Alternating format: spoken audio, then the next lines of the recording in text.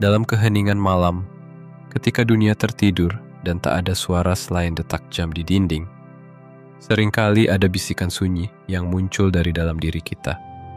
Sesuatu yang samar, tak bernama, tapi terasa nyata. Mungkin itu adalah rasa marah yang tak kita pahami asalnya. Mungkin kecemasan yang kita sangkal sepanjang hari. Atau mungkin sebuah gambaran diri yang selama ini kita usir dari kesadaran. Kita tak ingin melihatnya. Kita berpaling. Kita menutup mata. Namun, apa yang kita tolak tak pernah benar-benar pergi. Ia tetap tinggal, bersemayam di dasar batin, menyimpan energi yang suatu saat akan mencari celah untuk keluar.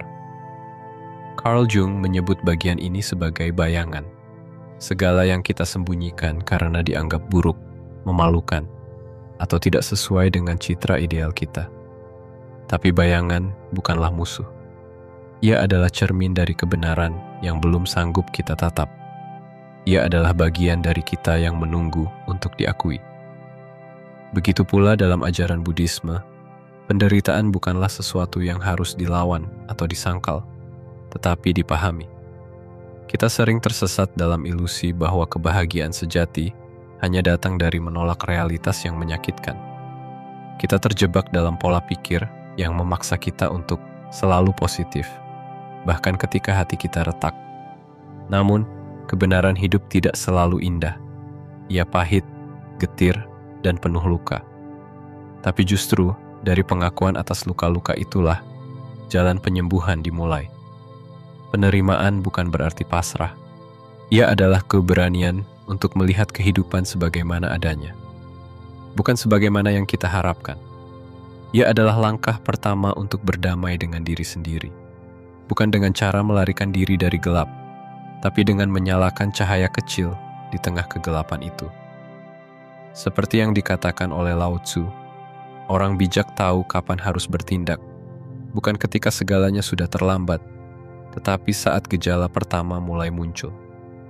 Maka, marilah kita memulai perjalanan ini, bukan untuk menghapus kegelapan, tetapi untuk mengenalinya. Bukan untuk menolak penderitaan, tetapi untuk memahaminya.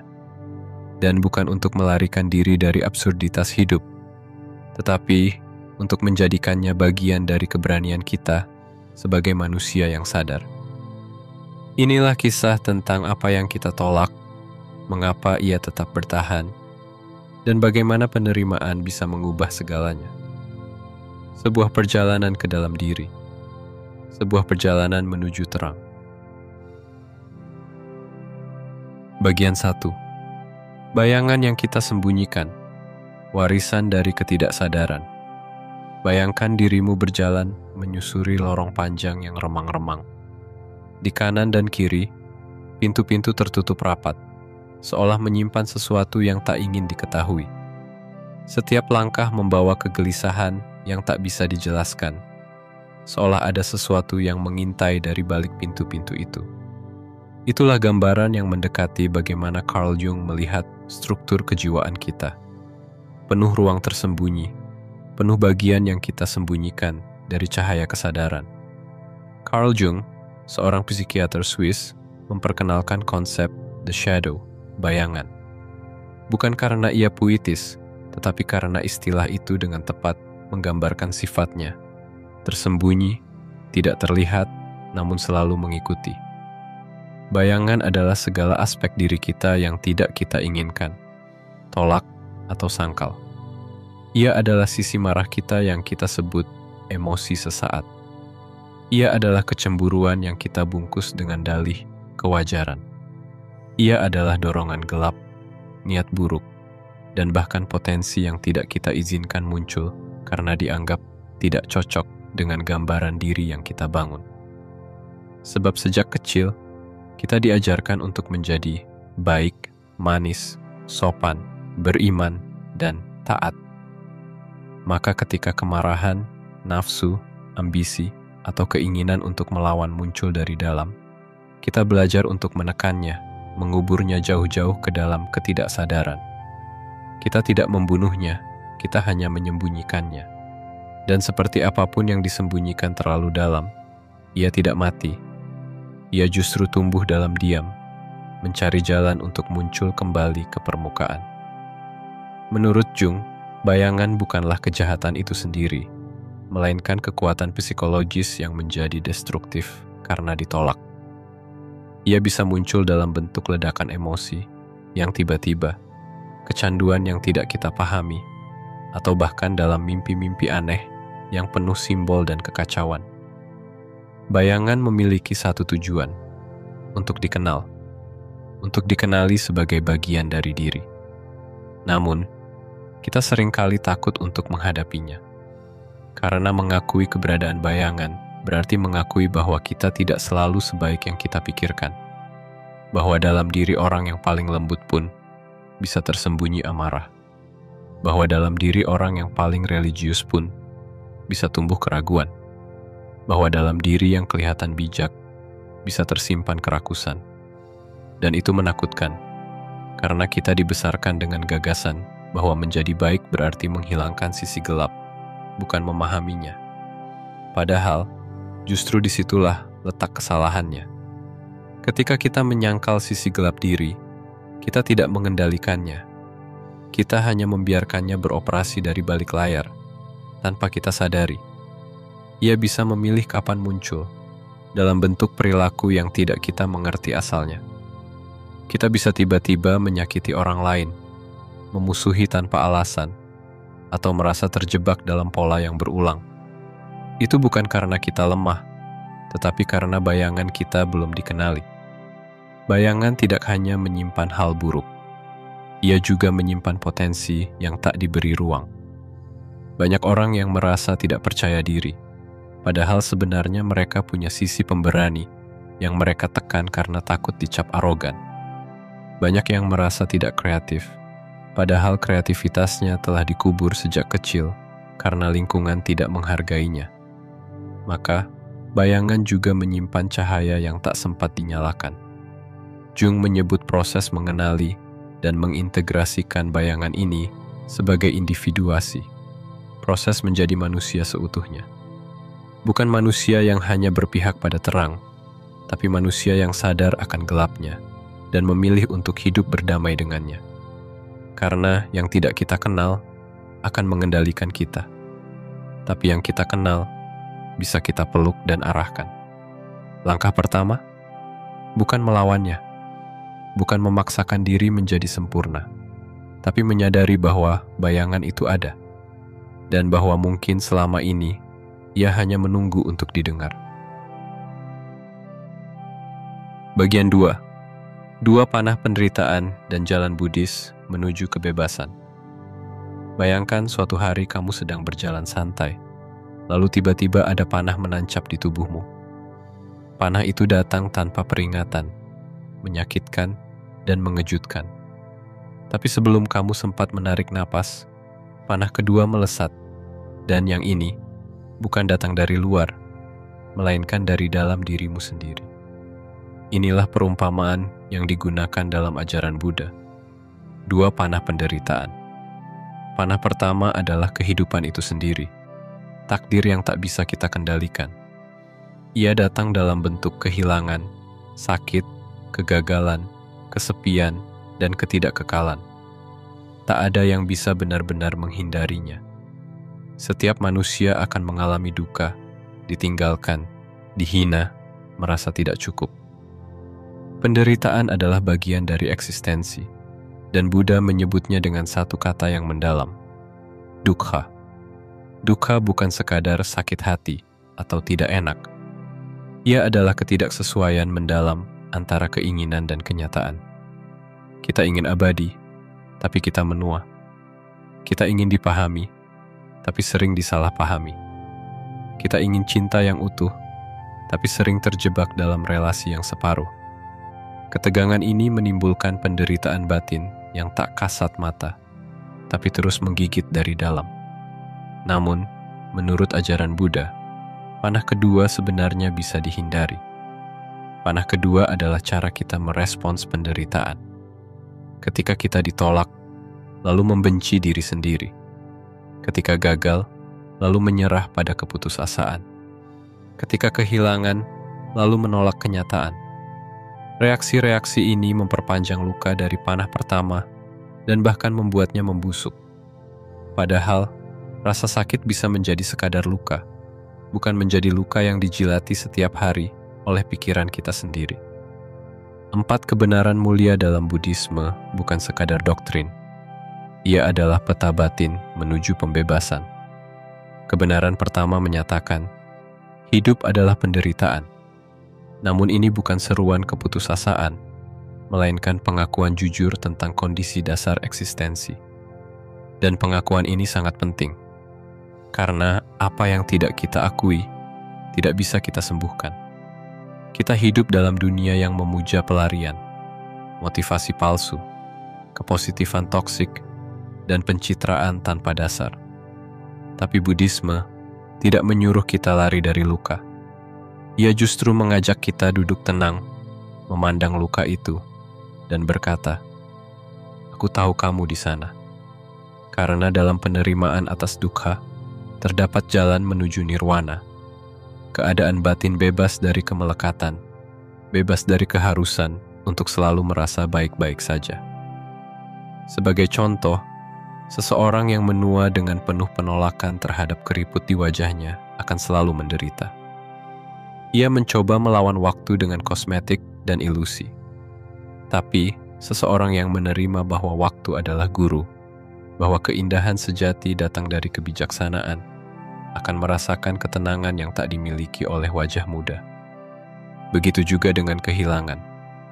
Jika kita menerima bahwa orang datang dan pergi, bahwa semua yang kita cintai bersifat sementara, maka kehilangan tidak lagi menjadi akhir, tapi transisi. Dan dalam transisi itu, ada ruang untuk menghargai yang telah ada dan melepaskan dengan cinta. Penerimaan adalah pintu menuju pembebasan. Ia bukan berarti setuju terhadap semua yang terjadi, tapi bersedia melihat bahwa inilah yang terjadi. Dari sana, kita mulai hidup di tempat yang paling nyata, saat ini. Maka sebagaimana kita tadi menyadari bahwa bayangan tak bisa dilenyapkan tanpa disinari, kini kita belajar bahwa penderitaan tak bisa dihindari, tapi bisa ditransformasikan. Dan itu semua dimulai dengan satu langkah sederhana, penerimaan. Bagian 3. Kepositifan beracun dan penyangkalan yang membungkus luka. Di era sekarang, kita dibombardir oleh seruan yang terdengar manis. Tetap berpikir positif, semua akan baik-baik saja. Lihat sisi terangnya saja, dan seolah-olah dengan mengucapkan kalimat-kalimat itu, penderitaan akan sirna dan dunia akan berubah menjadi taman yang selalu mekar. Tapi kenyataan tidak sesederhana itu. Di balik senyuman yang dipaksakan dan kata-kata manis yang kosong, banyak dari kita justru menyembunyikan luka yang menganga, luka yang tidak disembuhkan, tapi ditutupi. Inilah yang disebut dengan kepositifan beracun, toxic positivity, bentuk penolakan yang disamarkan sebagai harapan. Ia tampak seperti cahaya, padahal hanya bayangan lain yang memakai topeng. Kepositifan beracun bukanlah semangat hidup yang otentik, melainkan penghindaran sistematis terhadap kenyataan yang pahit. Dan ketika kita terlalu sibuk menolak rasa sakit, kita kehilangan kemampuan untuk belajar darinya. Kita berpura-pura kuat, padahal rapuh. Kita berkata, tidak apa-apa, padahal dunia dalam diri kita runtuh sedikit demi sedikit. Kita tertawa, padahal hati sedang menjerit. Namun, karena dunia tidak memberi ruang bagi kesedihan, kita merasa perlu untuk menyembunyikannya. Dan lama-lama, kita lupa bahwa rasa sakit adalah bagian sah dari menjadi manusia. Persis seperti yang dikatakan Albert Camus dalam filsafat absurditasnya. Ia percaya bahwa manusia memiliki kerinduan alami terhadap makna, terhadap tujuan. Tapi semesta, dengan seluruh kebisuannya, tidak memberi makna itu secara otomatis. Lalu terjadilah benturan batin.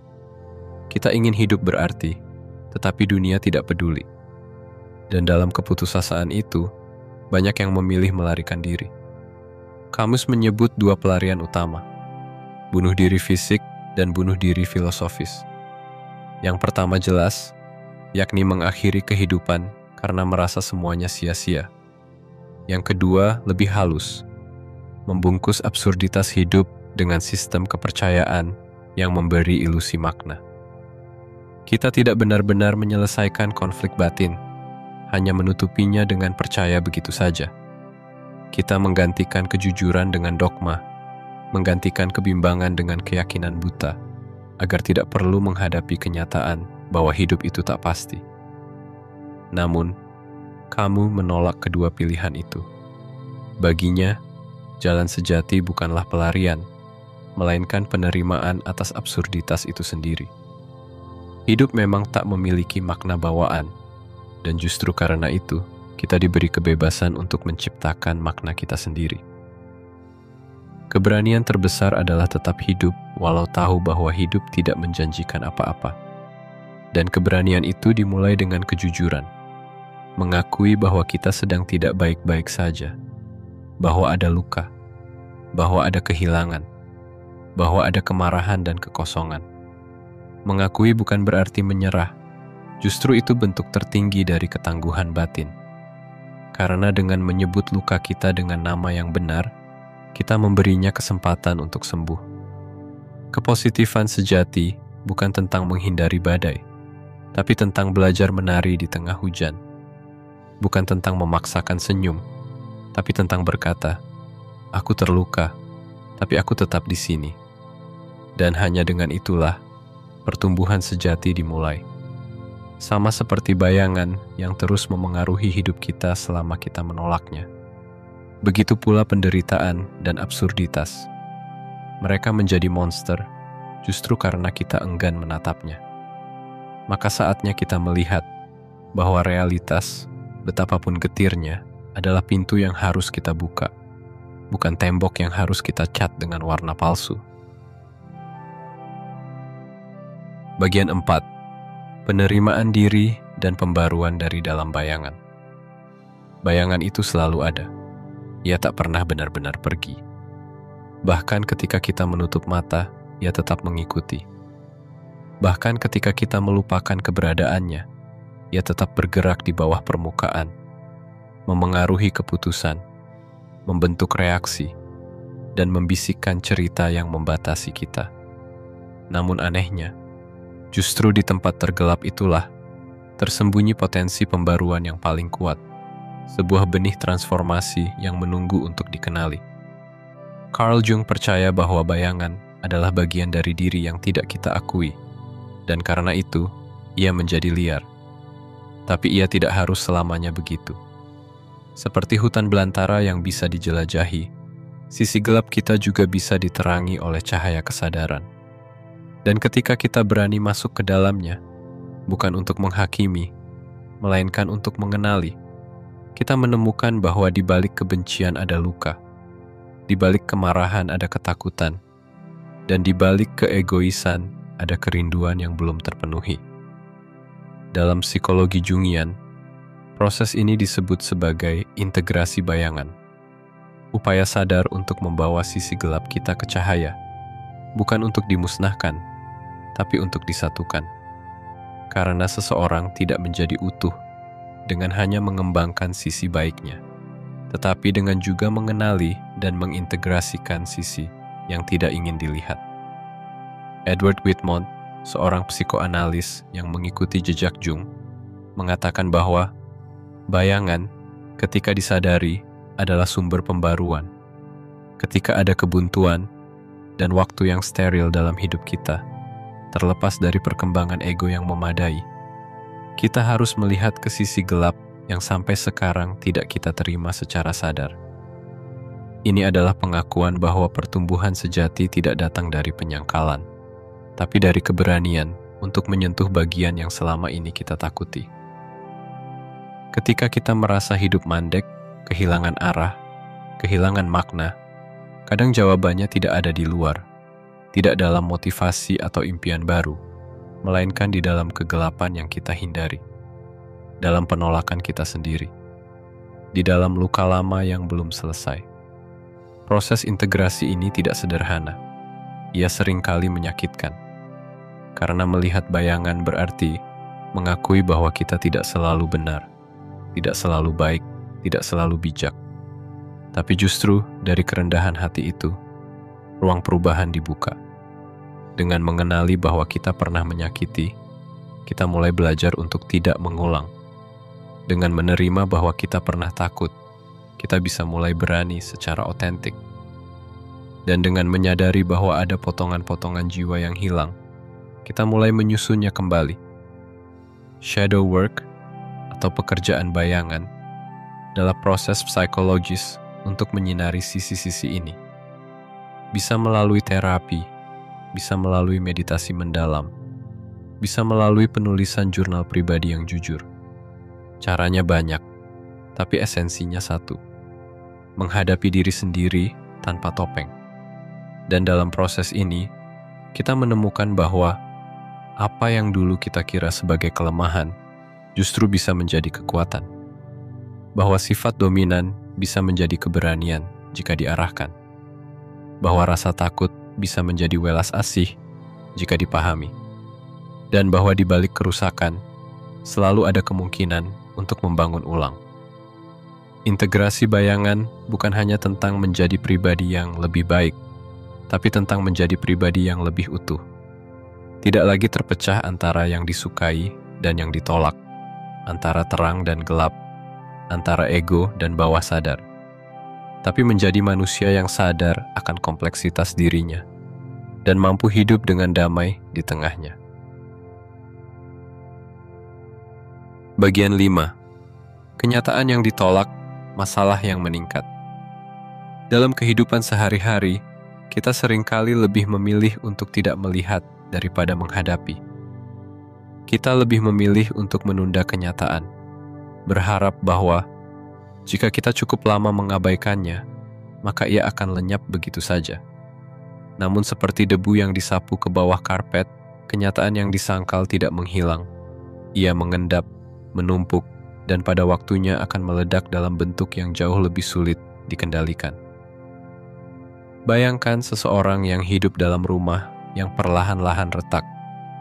Ia melihat dinding mulai rengkah, cat mengelupas, dan fondasi mengendur.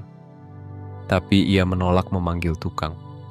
Ia terus berkata, "Tidak apa-apa, hanya retakan kecil." Hingga suatu hari, atap runtuh. Begitulah cara kenyataan bekerja jika ditolak. Ia akan mencari jalannya untuk menunjukkan diri. Dan semakin lama kita menghindarinya, semakin besar kerusakan yang ditimbulkannya. Carl Jung telah memberi kita peringatan ini lewat metafora bayangan. Sisi gelap yang tidak kita akui tidak menjadi hilang, melainkan berkembang dalam ketidaksadaran dan mengarahkan hidup kita dari balik tirai.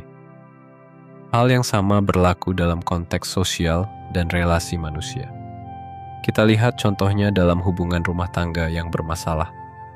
Seseorang bisa dengan keras kepala berkata, "Pernikahanku baik-baik saja," padahal ia menutup mata terhadap kecanduan pasangannya, atau terhadap rasa tidak dihargai yang terus menggerogoti batinnya. Ketika seseorang menolak untuk mengakui bahwa sesuatu sedang tidak beres, maka tidak ada tindakan yang diambil. Dan ketidaktindakan ini bukannya meredakan masalah, justru menyuburkannya. Dalam dunia psikologis, ini disebut mekanisme pertahanan. Kita menyangkal, meminimalkan, memutarbalikkan.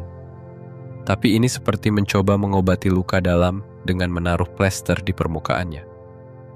Luka itu tetap berdarah, hanya saja kita tidak ingin melihatnya. Dan dalam skala yang lebih luas, kita melakukannya pada berbagai aspek hidup. Kita menyangkal bahwa usia terus bertambah, lalu terobsesi mengejar standar kecantikan yang mustahil. Kita menolak bahwa seseorang yang kita cintai telah berubah, lalu terus mengabaikan tanda-tanda pengkhianatan. Kita menutup mata terhadap konflik dalam diri, lalu merasa lelah tanpa tahu alasannya. Lao Tzu pernah menulis, "Cegah masalah sebelum muncul, ambil tindakan sebelum semuanya menjadi tidak terkendali."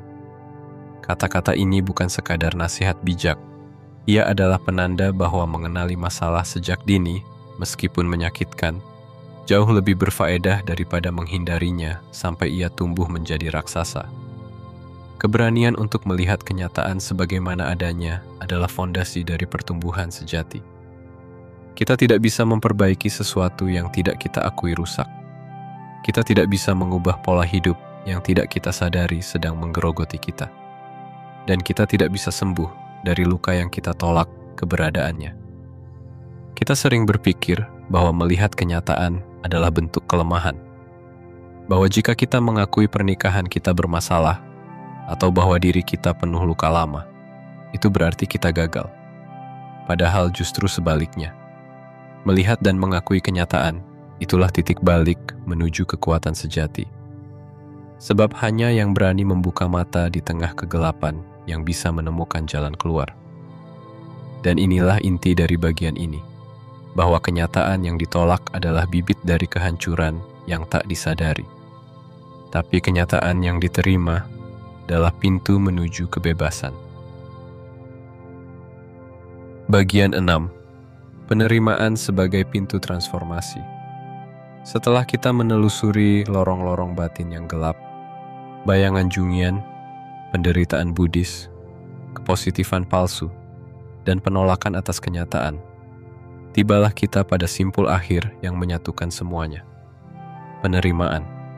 Bukan penerimaan yang pasrah, bukan menyerah pada nasib, tapi penerimaan sebagai kesadaran penuh, sebagai keberanian untuk berkata, inilah aku, inilah hidupku, inilah rasa sakitku, dan aku siap melihatnya. Penerimaan adalah benih dari transformasi karena hanya ketika kita menerima, kita bisa mengenal. Hanya ketika kita mengenal, kita bisa merangkul.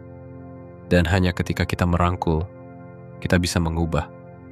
Carl Jung berkata, setiap orang membawa bayangan, dan semakin sedikit bayangan itu diwujudkan dalam kehidupan sadar individu, semakin hitam dan pekat bayangan itu. Bagaimanapun, ia membentuk halangan yang tidak disadari, menggagalkan niat kita yang paling baik. Bayangan itu bukan musuh, ia adalah guru. Penderitaan itu bukan kutukan, ia adalah peta. Absurd itu bukan akhir, ia adalah awal kesadaran.